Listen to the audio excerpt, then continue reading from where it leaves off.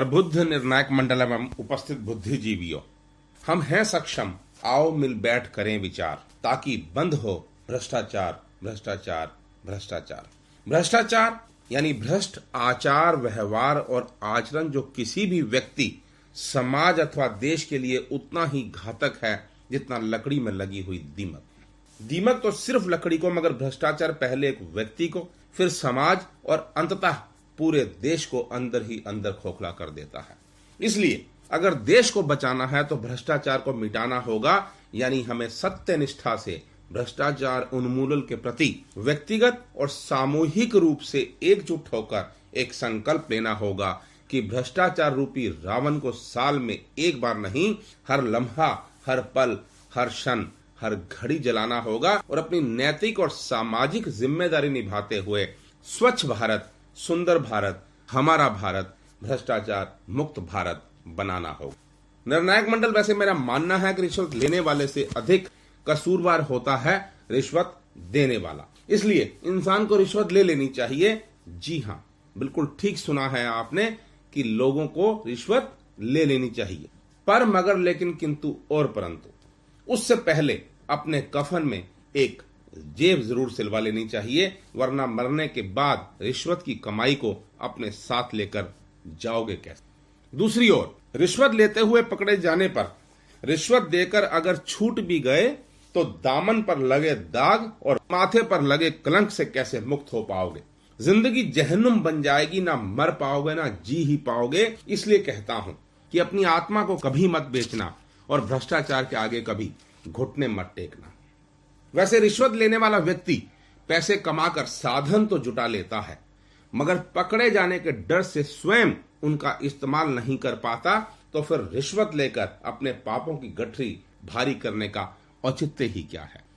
दूसरी ओर जिसकी तसल्ली अपने हक को हलाल की कमाई से नहीं होती, उसकी लालसा, लालच और भूख ऊपर की कमाई के चंद सिक्कों की खनक से क्या शांत होती होगी। बहरहाल सभा के संज्ञान में ज्ञात हो कि मैं सत्य निष्ठा से अपने कर्तव्य का पालन करूंगा। ऐसी प्रतिज्ञा लेने वाले 100 लोग होते हैं, लेकिन रिश्वत देकर उन्हें अपनी प्रतिज्ञा से डिगाने वाले 1000 लोग होते हैं। इसलिए अगर हम 1000 लोग ये संकल्प ले लें कि हम रिश्वत देंगे ही नहीं, तो मुट्ठी भर रिश्वतखोर रिश्वत ले कहां से ले। और छोटी छोटी बातों जैसे बिजली, पानी, sales tax, income tax, excise इत्यादि की चोरी करने की बजाय अगर हम अपने अपने हिस्से का भुगतान करें, तो हमारे सामूहिक योगदान से भ्रष्टाचार उन्मूलन स्वतः ही सुनिश्चित हो सकता है। लेकिन मुफ्त टी शर्ट पाने के चक्कर में मोबाइल पर आए लिंक को इधर से उधर भेजकर हम जाने अनजाने में ही सामूहिक और साइबर भ्रष्टाचार में लिप्त हो जाते हैं। मुफ्त मिल रही मोबाइल सिम को 100 रुपए में खरीदकर हम बाजार में हो रहे भ्रष्टाचार में शामिल हो जाते हैं। बायोमेट्रिक के कारण काम न करके शाम 6 बजने का इंतजार कर हम व्यक्तिगत और मानसिक भ्रष्टाचार में शरीक हो जाते हैं।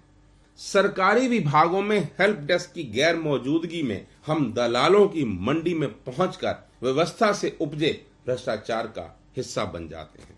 इसलिए सरकारी, नागरिकों और निजी क्षेत्रों को एकजुट होकर संपूर्ण सत्यनिष्ठा के उच्चतम मानकों का पालन करते हुए भ्रष्टाचार समाप्ति की पायदान पर अपने अपने हस्ताक्षर दर्ज करवाकर भ्रष्टाचार मुक्त समाज की स्थापना करनी ही होगी।